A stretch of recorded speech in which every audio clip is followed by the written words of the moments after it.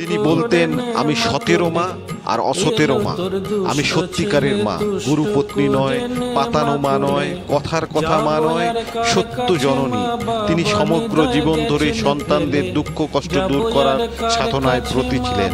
তিনি সন্তানদের শিখিয়েছিলেন জীবনের কোন পথে আর কিভাবে চলতে হয়। তিনি বলতেন, ভাঙতে সবাই পারে, কিন্তু গড়তে পারে কজন। নিন্দা ঠাট্টা সবাই করতে পারে, কিন্তু কিভাবে তা ঠিক করতে হয় তা বলতে পারে কজন। তিনি বলতেন, 100 জনকে খাওয়াতে হবে না, কিন্তু চোখের সামনে একজন ক্ষুধার্ত মানুষকে দেখলেও তাকে একটু খেতে দিও।